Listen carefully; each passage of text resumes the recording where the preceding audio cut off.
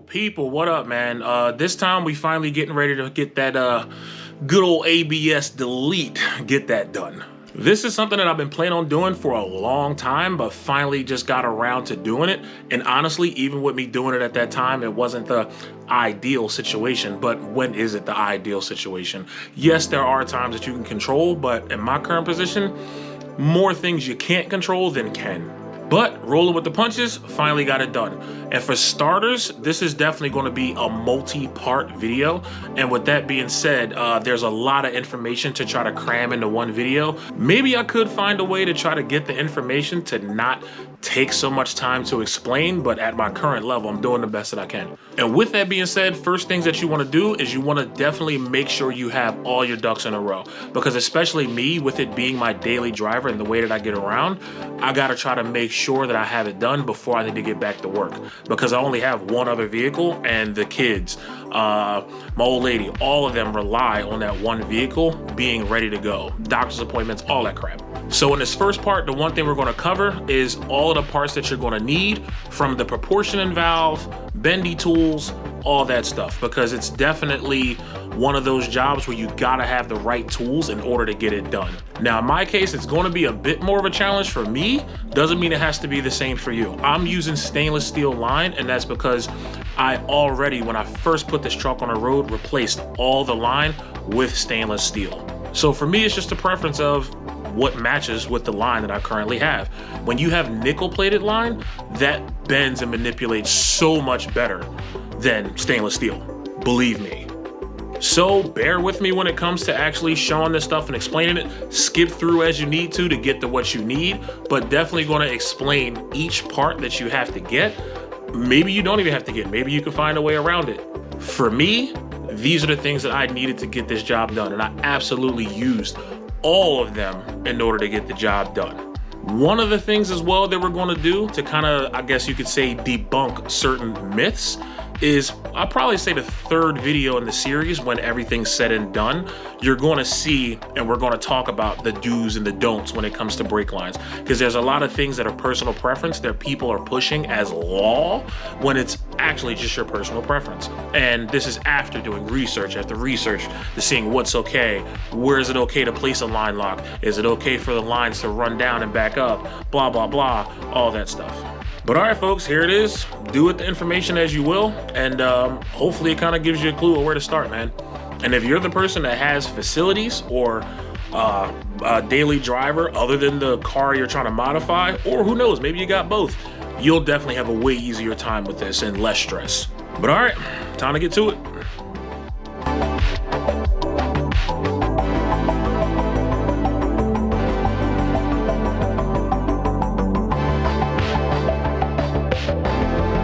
So here's the Wilwood, well, I keep saying Wilwood, I'm trying to correct myself, I've been saying it wrong for years. Here's the Wilwood brake proportioning valve, how it's going to come when it's packaged. Here we are, part number, all that crap. So when you do open it up, I noticed that it's kind of like, it's just like separated. So here's the actual proportioning valve itself. And it comes with just the plastic boot for these two to cover up these prongs, and the wire also comes in the back. I'm not even sure what that's for, but eventually I'll look at it. And looking at it, this one definitely works for me, and probably for a majority of all applications I'm going to be doing, because they do have multiple versions. This one is the one that has the 3 outlets at the bottom.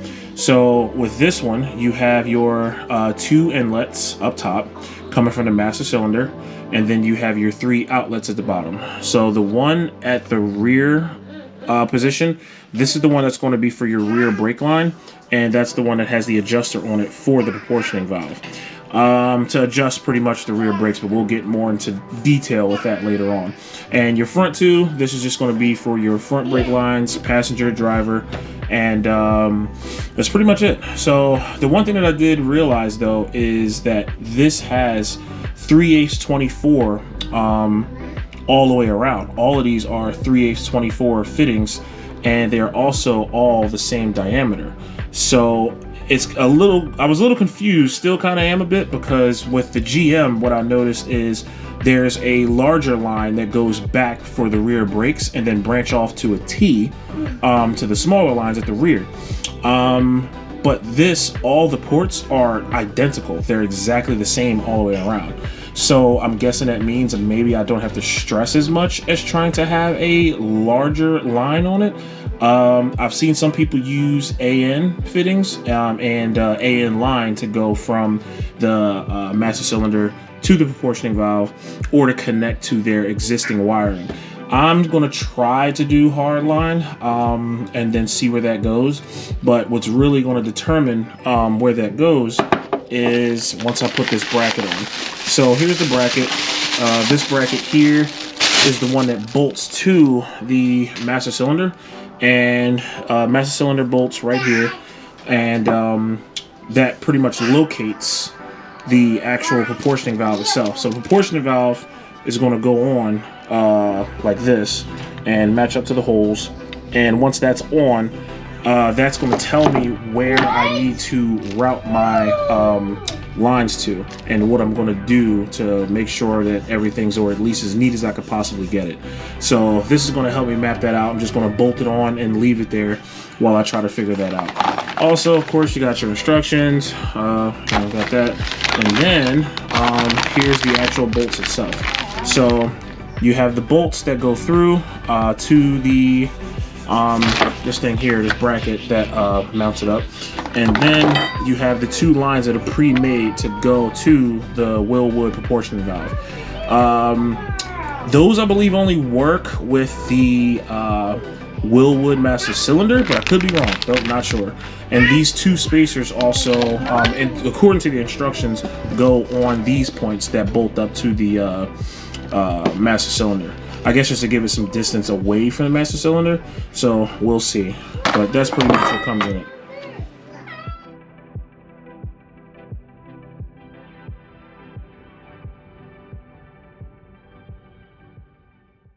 Okay, so here's a parts run through of everything that I grabbed that I thought I was going to need to do this, and I definitely wanted to be safe as far as making sure that everything that I needed at the time to get this done pretty much in one sitting is good.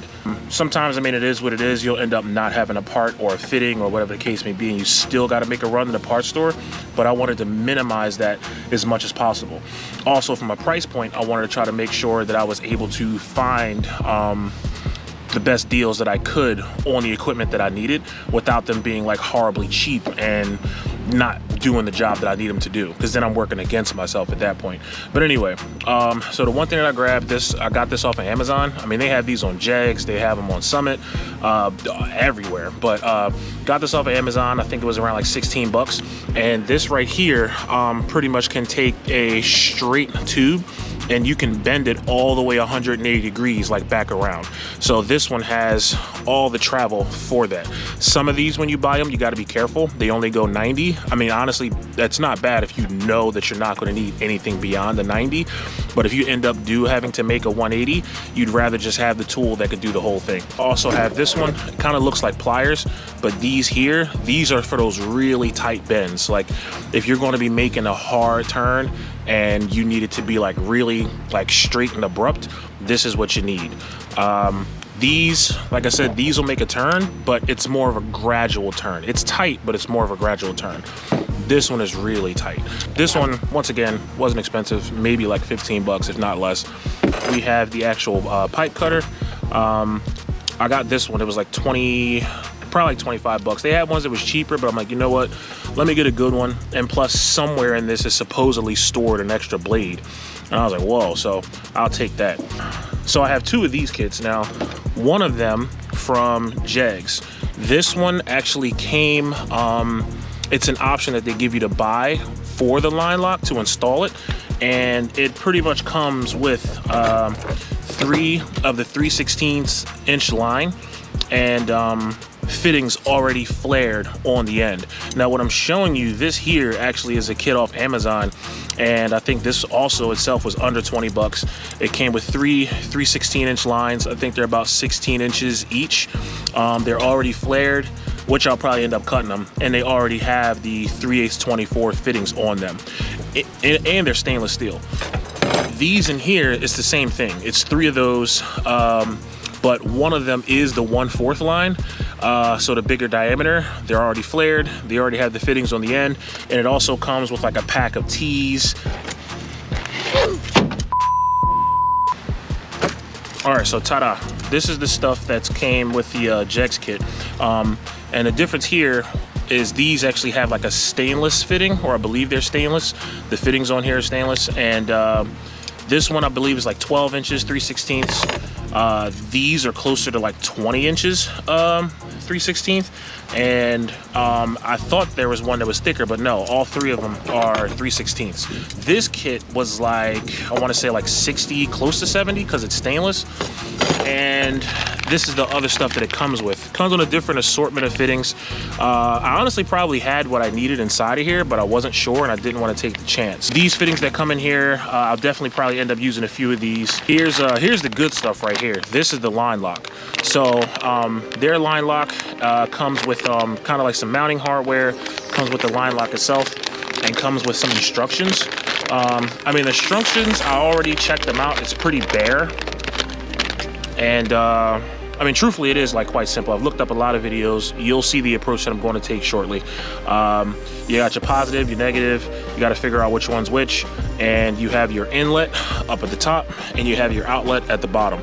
So the one thing that I did see a guy when he installed this, these fittings, the 3/8/24 that's on the end of all of these 3/16 lines that I got will screw into here. If it'll seal, I'm not sure. It may with Teflon tape, because these are actually NPT threads. These are 1/8 NPT on both sides. So what I did to be on the safe side, which honestly might be in here, but just to be safe, why not? I actually grabbed sets of 1/8 NPT to 3/8/24. So that's what these are. That's what these adapters are. So the 1/8 NPT will screw in with Teflon tape, tighten it up on both ends, and the 3/8/24 will screw inside of these fittings. And I got them in a straight, and I also got them in a 90°. So just so you can see the part numbers for these, this is the 90°, 50-125 from All-Star. And these here are the straights, 50-120, also from All-Star. So that should be good as far as that end goes. So I'm gonna get those in here, wrapped in some Teflon, just to get it out of the way so I know it's done, and move on to the next thing. All right, so these here, this is what I'm gonna use that's gonna go with the Wilwood that you guys already saw, the proportionate valve. So once again, in these Chevys, they have the 1/4" line that goes back to the rear, the 1/4 line. And this here is going to be able to take a 3/8/24, which is the input that has to go inside of the Wilwood proportionate valve. So that's a 3/8/24 male, and it's going to go to a 7/16/24. So the 7/16/24 is pretty common when it comes to trying to get the 1/4 inch line to connect to another one. So, and it's also one of the smallest sizes that I could get that would actually take a 1/4 inch line and have it go into a 3/8/24. I tried to find bigger sizes, but this is what I went with, and it'll definitely work. So I would definitely recommend getting this here as far as to run your rear line, unless you end up literally replumbing all the way to the rear with like 3/16. All right, so I'm gonna crack this one open again, take the proportionate valve out, and I actually found out a couple of things that one of the main things I was curious about with this thing is what this is actually for. Apparently this is like a switch to work like a light off of. I'm definitely not going to be using that, so I should be able to just unscrew it, plug it, and call it a day. And here's the rear of the proportionate valve as well, and this is what I meant. So at the bottom, 3/8/24, all 3 of these are the same diameter. So this here is what's going to allow me to have the 3/8/24 male that'll screw into the bottom, but also have the 7/16/24 fitting that is going to accommodate the 1/4 inch 1/4 diameter line. So this is what's going to go into here for me, and I'm just going to tighten that up. And once I do tighten it up, I'll be able to take the 1/4 line with the 7/16/24 and go right in, and that should take care of the rear for me. Okay, now as far as when it comes to brake line flare tools, I've used just like the regular styles you get. I'm not even sure how to explain it, but it's kind of like the horseshoe with the rail, and it holds it. And I was able to flare lines like that before, but being as though I'm dealing with stainless, and I was trying to look for something that might have be easier to use, of course may cost a little more, and this is the one I decided to go with, hoping it all works out. This is the Lisle 33260. So this one looks pretty simple. There's a few companies that does use the same design, but for whatever reason, theirs only flares one size of line. This one here actually flares two. So it's going to do the 3/16 line, and it's going to do the 1/4 inch 1/4 line. So here it is, one per side. And the way that it works is you pretty much take these screws out so that you can get ready to get the other things in. So you got your two different sizes here, and this is actually the tool that flares the different ends. Whether you're doing a single or a double, this is the ones that go in there. And it also comes with grease. I guess the grease, especially when dealing with stainless, that can definitely help the process, because from what I hear, flaring stainless is a pain. I currently have stainless inside of my truck because I bought a kit that came with all stainless lines to replace all the hard lines in the truck.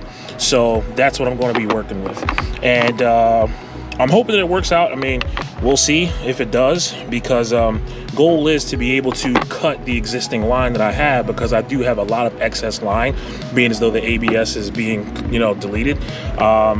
So I should be able to use that line to make it work for sure. But hopefully this one actually does the job. I mean, so far there's been great reviews on it, but we're going to find out.